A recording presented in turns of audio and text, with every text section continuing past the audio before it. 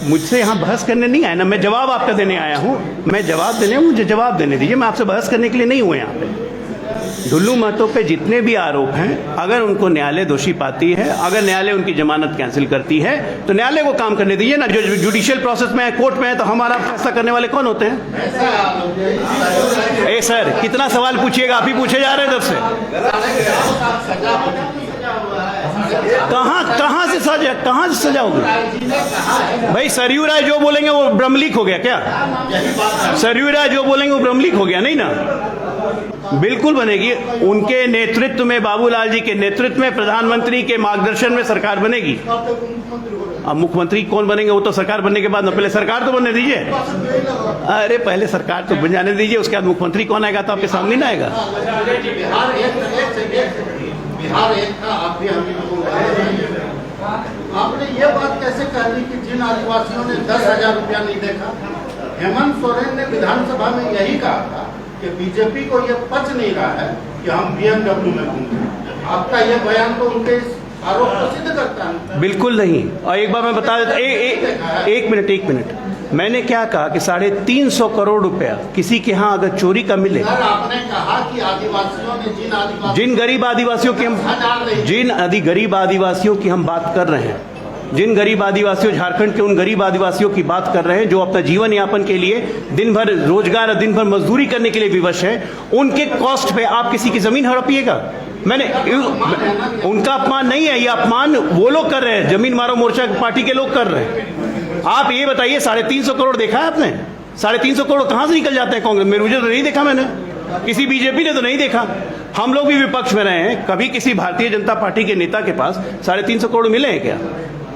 कभी मिले हैं? अजय जी एक चीज बताइए, आप करप्शन पे सारी चीजें कह रहे हैं कि ये पूरा चुनाव करप्शन पे होगा, लेकिन कांग्रेस या झारखंड मुक्ति मोर्चा के नेता जो आप पे आरोप लगाते हैं, प्रफुल्ल पटेल का नाम लेते हैं, अजित पवार का नाम लेते हैं, इनके ऊपर भी करप्शन के मामले रहे हैं, चार्जशीटेड रहे हैं, कई लोग जेल भी गए हैं, वो आपकी पार्टी में है, आपके सारे अलायंस में है। अब किस आधार पे आप करप्शन की बात? मैं एक ही आधार कह रहा हूं कि इन्होंने हेमंत बिश्वा शर्मा जो मुख्यमंत्री हैं आसाम के, उनका भी नाम लिया था।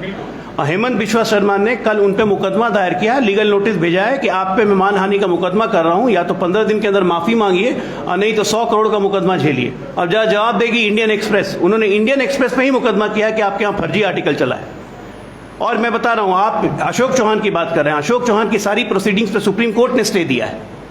बिना तथ्य जाने एक जनता को झूठ परोसने का नैरेटिव आप चला रहे हैं, और इंडियन एक्सप्रेस जैसे प्रतिष्ठित अखबार उसको छाप रहे हैं, तो इसको नैरेटिव नहीं कहेंगे तो क्या कहेंगे? और नाम लेते हैं, मैं लगातार नाम लेता, अरे मैं लगातार नाम लेते जाता हूं। अजीत पवार जब महाविकास अघाड़ी की सरकार थी, 2 केस में clean chit, case closure, economic offence wing Maharashtra ने उनके खिलाफ खुद किया था जब वो सरकार में थे। आज भी ईडी की एक जांच चल रही है, उस जांच को तो हमने ड्रॉप नहीं किया, ना ही क्लोजर किया है। आप नहीं, यही नहीं, आप बात समझिए। एनडीए में एक बात स्पष्ट है, अगर आपके खिलाफ किसी जांच एजेंसी का अरेस्ट वारंट निकलता है या किसी भी अदालत से आपके खिलाफ समन निकलेगा, उसी वक्त से वो आदमी एनडीए या बीजेपी का हिस्सा नहीं रहेगा।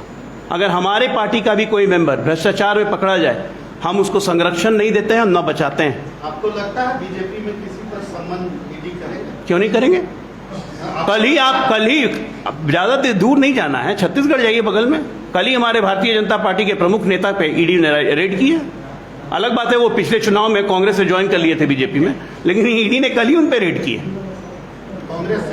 कांग्रेस से आए थे, बीजेपी ज्वाइन कर लिए, लेकिन हमारे यहाँ भ्रष्टाचार पे 0 टॉलरेंस जो प्रधानमंत्री की नीति है, न बचाया है, न बचाएंगे, न खाया है, न खाने देंगे।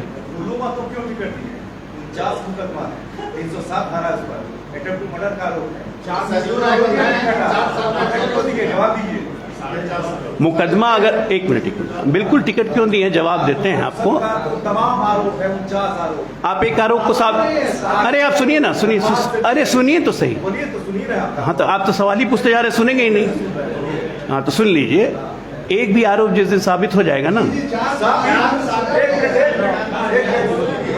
केजरीवाल पर आरोप साबित है, संजय सिंह पर आरोप साबित है, सत्येंद्र जैन पर आरोप साबित है, क्यों जेल भेजा? हमने नहीं भेजा, एजेंसीज ने भेजा है। हमने जेल नहीं भेजा। अरे भाई, हमने जेल, अदालत ने भेजा जुडिशियल कस्टडी में। भारतीय जनता पार्टी कहां से आ गई भाई? भारतीय जनता पार्टी, एक मिनट अब आप मुझसे यहाँ बहस करने नहीं आया ना, मैं जवाब आपका देने आया हूँ। मैं जवाब देने हूँ, मुझे जवाब देने दीजिए। मैं आपसे बहस करने के लिए नहीं हूँ यहाँ पे। ढुल्लू महतो पे जितने भी आरोप हैं, अगर उनको न्यायालय दोषी पाती है, अगर न्यायालय उनकी जमानत कैंसिल करती है, तो न्यायालय को काम करने दीजिए ना। जो जुडिशियल प्रोसेस में है, कोर्ट में है, तो हमारा फैसला करने वाले कौन होते हैं? ए सर, कितना सवाल पूछिएगा? आप ही पूछे जा रहे हैं तब से।